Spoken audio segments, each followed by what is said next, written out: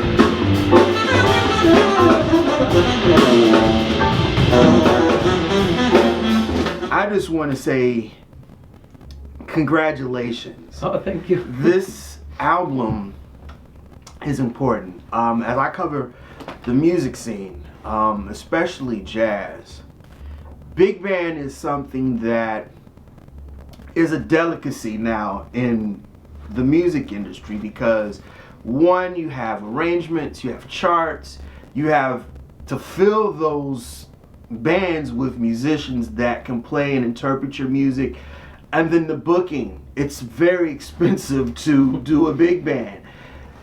Tell me how we got to this point. Well, I started writing only later. I went to schools for jazz performance. My focus was always on just play with the cats, play with everybody. We would do sessions in rehearsal rooms, in apartments, in classrooms, anywhere. And the goal was to play and to be like in high demand when I moved to New York. And then I moved to New York and I realized I should get a master's degree. And in the master's degree I also didn't really take compositions or arranging or anything. I was focused on performance and focused on getting the degree and getting out of there so I can just play in the city and be active. But then I met this guy, Mike Holliber, who's an amazing writer, composer, and piano player. And he was the assistant director to the BMI Jazz Composer Workshop that was started by Bob Brookmeyer and those guys. And he got me into like writing for a 5-horn ensemble. And I brought a project and he said, "Oh man, you know you have good intuition for this. You should pursue writing for big band." And that kind of clicked with me because my first cassettes, my first jazz, anything, CDs, cassettes, mini disc, whatever I had at the time was Thad Jones, Mel Lewis Orchestra. These were my first things I listened to. And it kind of clicked with me. I was like, oh yeah, I was always hearing big band in my ear or in my head, but I didn't really know how to write it, how to express it. And so I started writing for a 5-horn just by ear.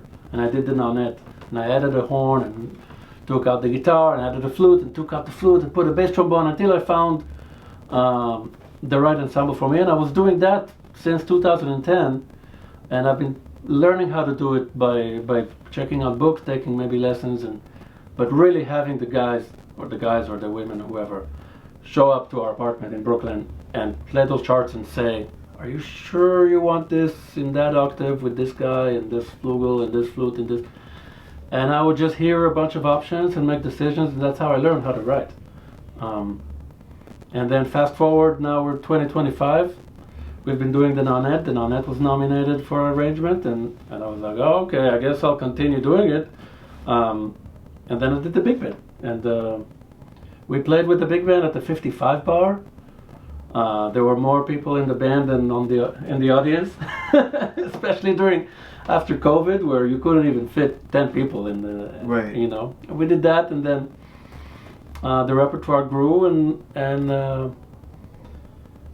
there we are.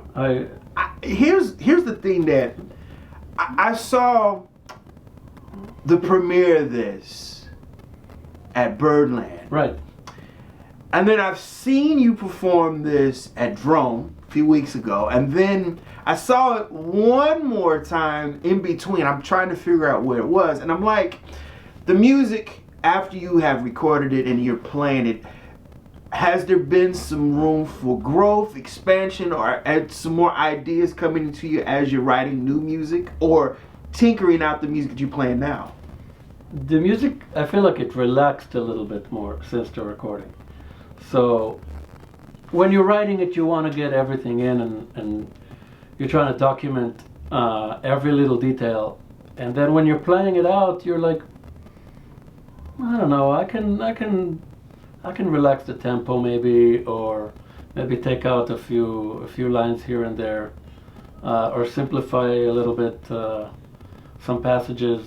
I did actually rewrite a few of the things to adapt to the different instrumentation, because on the recording we used one of the songs had a special sax section that was made of soprano, alto, tenor, bari, and bass sax.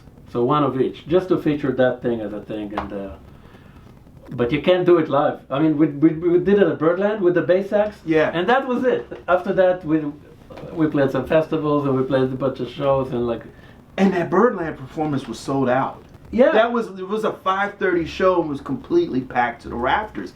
And the music, along with your wife singing the vocals, it was festive in the sense that it takes you back to where the big bands really were the crux of Black American music in the 20s, 30s, and 40s, right before or after World War II. Yeah. What are some of the things about the big band that are very important to this music, and also not important to this music moving forward? Because this is a rich tradition. Yeah, I feel like a strong melody is the most important thing, because there's a lot you can do with a big band, especially considering how many horns and how many parts you can write, and there's really no end to like the rich harmony and everything.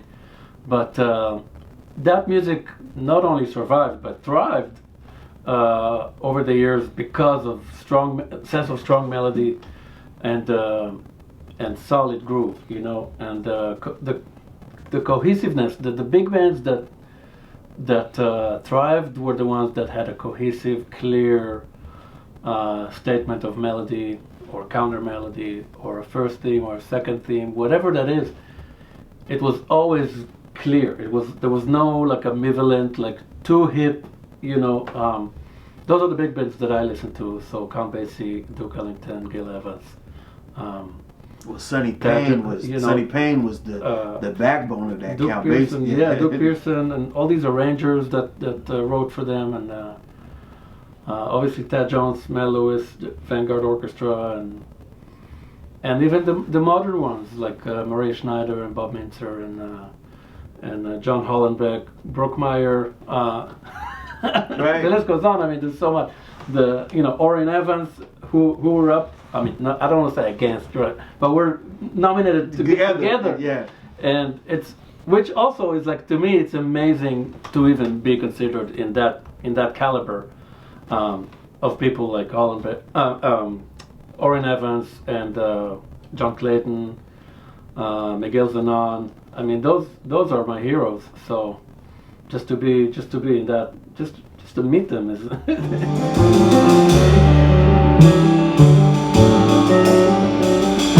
Thank you for being here, brother.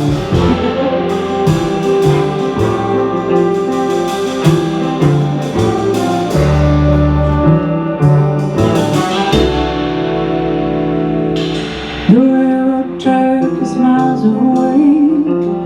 The day is loud with voices speaking. Yet there isn't a train that goes by all day, but I hear its whistle shrieking. When on one night the racing train goes by, though the night is still asleep and dreaming,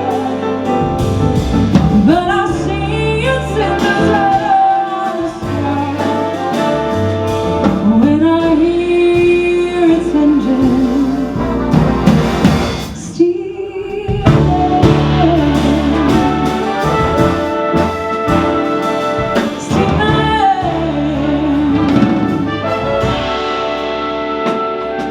my heart is full with the friends that I make, and better friends that I'll not be knowing.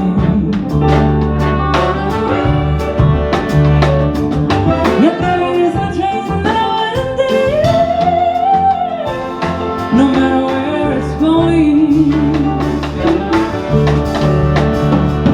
When all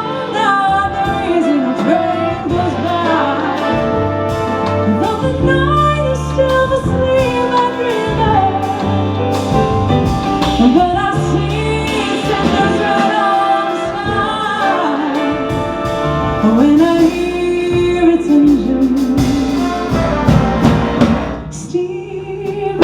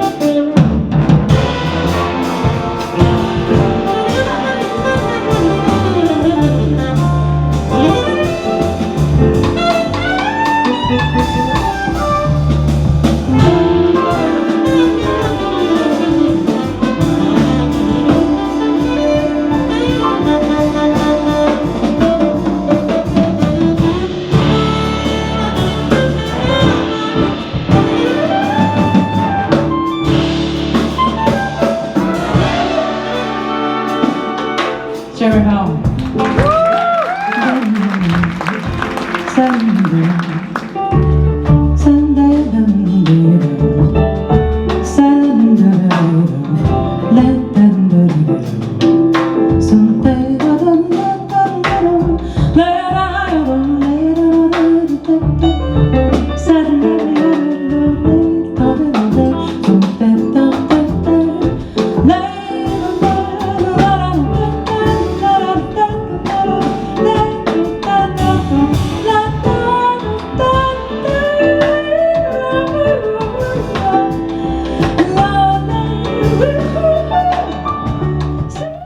You are nominated for Best Large Jazz Ensemble for Bianca Reimagined, the music for Paws and Persistence, which is the album. And there's a backstory to this. Yeah. It's a serious backstory Yeah, too. And also you are Best Jazz Performance for Little Fears. Yeah. This is crazy because we talked earlier about how the independents, your wife came last year and won Best Vocal. Yeah. And now you have two beautiful Grammy nods. I'm still shocked. I mean, I'm still shocked from that. You know. Because you were nominated also last year for, was it Best? No, in 2019 we were nominated for Right. the Nonet. Yeah, the Nonet. The right. Nonet album right. with that Jolene Yeah. arrangement, which also we were surprised because we just woke up to a nomination. You know, we now know that people like campaign and call people up and have all these like mailing lists or whatever, how to get their name out and stuff, but we didn't even know about any of that. And we just woke up to a nomination and we were like, okay, I guess we have a seat at the table now, so let's start playing. There you go. So yeah, we're very fortunate and grateful for that opportunity to have been nominated then, and with Nicole's album, which had Christian McBride on, Right. who was playing his butts off, and he was playing with us at the release, and now this big band album. I mean, it's still crazy to me. You and your wife are very passionate about animals. And Yes. Nicole, when we did our interview a couple of years ago, we talked about just how dedicated you are about saving animals. Tell everybody, my viewers, about Bianca Reimagined. What's the backstory to this? And So- how people can get involved. Yeah, so it's called Bianca Reimagined songs, music for Paws and Persistence, and there's like a little play on words. Paws meaning spelled paw, like, you know, dog paws. The whole narrative of this project is from a dog in a cage perspective. So Little Fears, that song that Nicole and I wrote together, that's nominated for best jazz performance, is about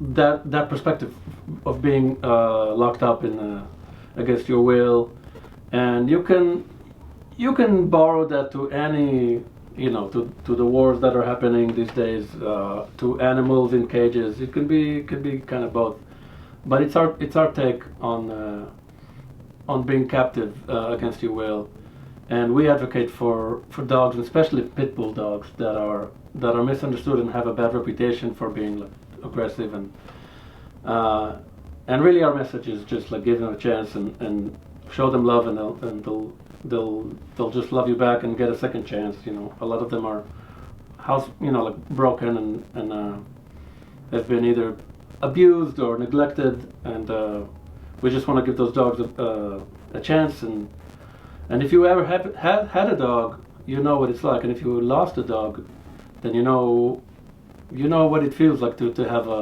your soul kind of like have a hole in your soul from a loss of a dog. Bianca is on the cover of the album. Yeah, right. Bianca was a foster fail. We used to foster a lot of pit bulls in New York, from the city shelters, and we would find them homes through friends, through musicians, through community and family. And then Bianca came along, and funny, I just said to Nicole, like, babe, maybe we should take a break from fostering. And then she pulls out Bianca, and I'm like, okay, I meet Bianca, and then we fall in love. And Bianca became kind of like the ambassador for the breed, because she was so chill and loving, and so good to everybody, from babies to other dogs to humans to anyone. And you could bring her anywhere. She would go to gigs, recordings, video shoots, like festivals. She would just like roam free somewhere, like a giant pit bull, like big dog. Part of the family. Part of the family. Just goes, like we're playing on a festival with my Nonet and Nicole singing. And there's the dog like somewhere like in Vermont, in the jazz fest, and people like pet her. Whose dog is it? Like, oh, right here, like so. So that was Bianca, and we're trying to celebrate that. And then when she passed, we thought we can never have another dog. Like that's the feeling when you lose a family member like that. And then we thought, okay, we have to continue Bianca's legacy by helping dogs that are not as easy as Bianca. So that's when Bella came along. She was really difficult at first, really kind of anxious dog, and we were like, oh my god, we're not equipped, we're not trainers, we're not professional at this. This is just one of our passions. So we decided to take her and give her a chance. She was a foster for a couple of weeks, and a couple of weeks turned into the pandemic. And you could see the transformation. The reason why Bella was so celebrated also in our community is because people saw her on our live stream. We started a live stream during COVID, and because all the gigs got canceled. And Bella, you could see her like coming on the piano and being there with Nicole, and then just like you could see how her personality developed and became like a family dog. And then she had cancer and she passed in September. Wow. So we had to lose her also. Wow. And now we have Dolly. We had a gig, and then after that, Nicole was like, babe, we're going to the Queen's ACC, we're pulling out another dog. I was like, what dog? And then next thing you know, now we have Dolly, and she's a foster. She has huge ears, and she looks like a bat, and she's the cutest thing. And I'm gonna be playing at the Blue Note, but I'm really thinking about Dolly, and like how I'm cuddling with her. And it seems like animals have increased your ability to create and also bring closure to family. Yeah, and it's interesting. How do people get involved with helping or want to adopt? Yeah, so we think the first thing is to try to not buy dogs from a breeder or from a store, and also know that you don't need to decide like adopt or not adopt. What we do is foster. So you can just go and foster through either a city shelter like the ACC or any city shelter, and you can basically ask to foster, and then they'll check that you're legit and everything, and you can come and pick up a dog and see if it works out. And if it doesn't work out, I mean, some cases you can bring the dog back to the shelter, but the hope is that dog, once it's out of the shelter, it's easier to get it adopted. And so in a lot of cases is what called foster fail, which is you just keep the dog. But the goal is to like just pull them out of the shelter before they get sick, and then find them a home. So people can get involved through the shelters or different rescue groups. So we donate to Rebound Hound and a bunch of other rescue groups that Nicole will remember the names. I'm not good with that.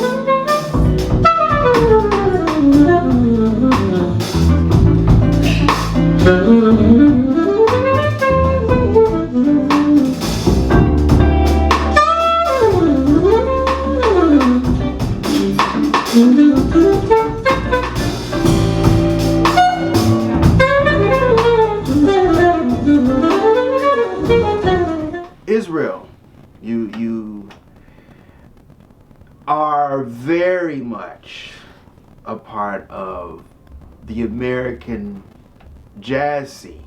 Yeah. But internationally, you come from a very small country. Tiny country. And I understand your brother is a violinist? Yeah. Okay, so music must have been in the family. You would think, but all my parents did was really just blast classical music and pop or whatever was on the radio. Just Harry Belafonte I remember listening to, or like operas and jazz from like Preservation Hall and the Dixieland Band. And I remember my dad just like, he had like these huge speakers and like this old receiver, kind of like those turntable ones, and he would just blast music all the time. So I remember growing up to listening to whatever. And then when I was at an age where I would maybe hang out with my older brothers, because they were a lot older than me, I would kind of like hang in their rooms and see what they listened to. So whatever was happening at the time, from like 80s pop and techno and just 80s music, to like Red Hot Chili Peppers and Metallica and, you know, I heard that, you know, like I heard through the grapevine you wanted to be Van Halen. You wanted to play some Van Halen. Is it true? Were you playing heavy metal back in the day? I was playing some heavy stuff when I was a kid. Yeah, and then when I got into high school, like I pivoted to jazz because I realized, it sounds like it's easy, but it's not easy once you try to play it. You don't even know that there's all these layers and all these dimensions when you're just starting. And I was like, I went in the rabbit hole of discovering Charlie Parker and Miles Davis and all the bebop, and I just never stopped. And then I found Roy Haynes from Now He Sings Now He Sells, Chick Corea's album, and that album is still on repeat, either on my phone or at the house. It's a classic record, man. I can't play it enough. You know. Tell me the first time you saw Roy Haynes. I saw him in Israel. He came to Israel with his new trio. So that's a later Roy Haynes. That's like with Danilo and Patitucci. I saw them in Tel Aviv. But I've been following Roy since that album, since playing with Chick Corea, but also with Eric Dolphy and Booker Little and Oliver Nelson and Gary Burton and Pat Metheny and Jalil Shah and Kenny Garrett and and I can't get enough. Wow. And I even met him in person, like not at a concert, just like sitting down at a party. And that's the only person in my entire life that I felt like a fan, I'm like shy. I don't know what to say, because I never thought I would be like this close, you know. I don't even remember what I said to him. Probably something stupid. What was it about Roy Haynes playing that? Oh my God, the crisp is so crisp.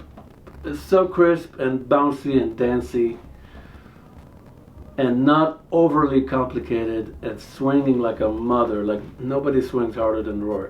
But when you say swing hard, you kind of like imagine like it's just like like, I don't know, but he swings hard in like a feathery kind of like, it's so light and I don't know how to explain it. Like it's the sound, like the actual sound of his cymbals and the way he plays and the way he tunes and the way he hits. But it's his phrasing and his like he's so flowing. He has such a good flow and touch and swing, and he's just like I understand. I can't get enough. I get it. And I love them all. I love Tony and Philly, Joe, and everybody. And I studied with Terri Lynn at Berklee, and she completely changed my playing. She was like, "Bro, I get it. You come from Roy Haynes. Let me guess. Because you could hear it. I was like copying.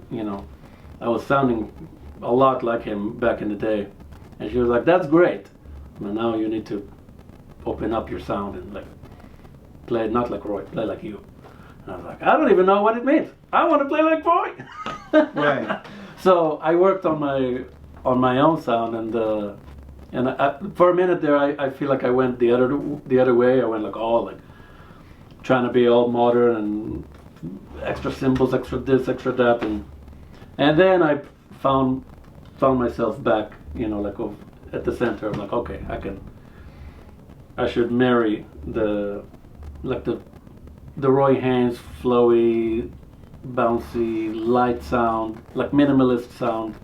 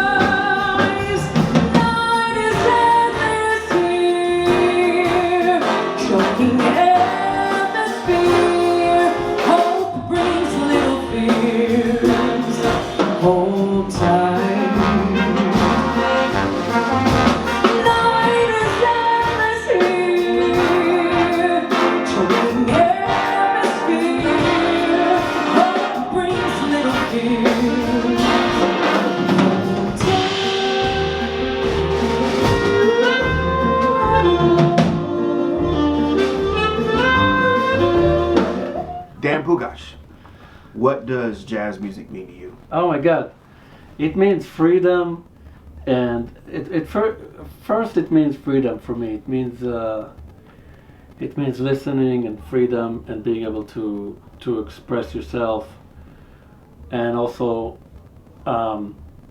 be a vehicle for moving the music along the generations and moving it forward, like expanding on it. So taking stuff that's in tradition, that's rooted in tradition, Black American music, obviously, and then building on that and like borrowing a little bit and bringing yourself into it.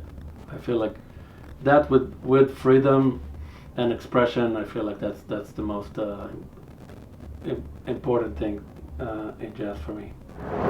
That'll do it again for another edition of the Pace Report. I'm Brian Pace. I'd like to personally thank the incomparable Dan Pugach for his time. Make sure you support his 2025 Grammy Award-winning record, Bianca Reimagined, Music for Paws and Persistence, which is now available on iTunes, Amazon.com, and CD Baby. Also, I'd like to personally thank the staff and management and Drone for their warm hospitality. For more information on Dan Pugach's upcoming tour dates, please visit him on social media by way of Instagram, Twitter, and Facebook.